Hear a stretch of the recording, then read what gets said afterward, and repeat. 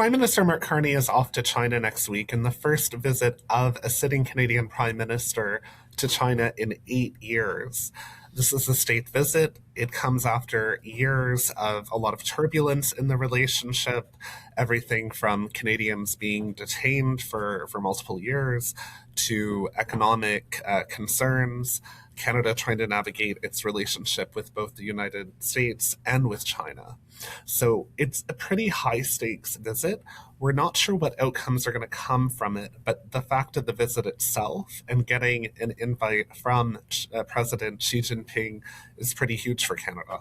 So Mark Carney is trying to recalibrate the relationship. It's not really a reset. It's more about trying to put out the terms of where are we going to focus, what are we going to hive off entirely? And that's primarily on issues around national security, on any kind of research that could be sensitive, on our concerns about the Arctic.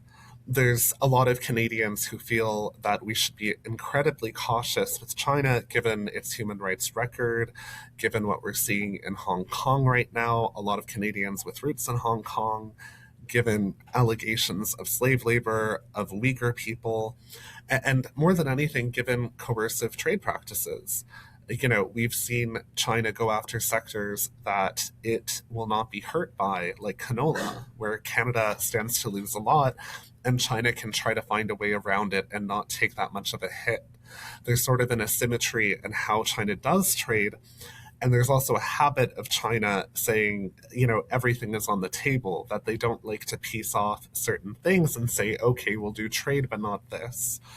At the same time, the messaging from China has been, please focus on shared wins and stop bringing up all of the problems all the time.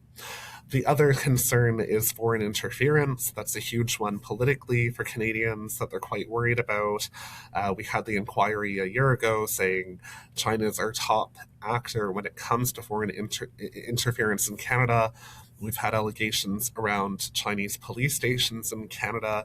The details are quite hard to actually sort out on what that actually means. The Chinese population has a really high regard for Canada, and a lot of them have been sort of mystified at the problems that we've had. But obviously, the two Michaels crisis, where we had two Canadians detained for more than 1,000 days, has left a sour taste in most Canadians' mouth, and a lot of people in China have never heard of that case. It's not really clear what we can expect out of this trip, and we'll be watching to see how Prime Minister Carney manages expectations around this. Can he get a win? Can he get an investment deal? We saw a lot coming out of a short visit to Abu Dhabi, billions of investment.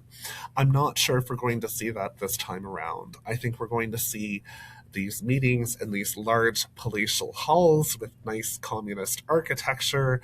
I think we're going to see a lot of pomp and circumstance, but it remains to be seen if we're going to actually launch anything to build on, the strategic partnership that we have. We still are technically a strategic partner of China despite all of these issues. So in short, we don't really know what's going to come out of this visit, but the fact that it's happening is hugely, hugely significant.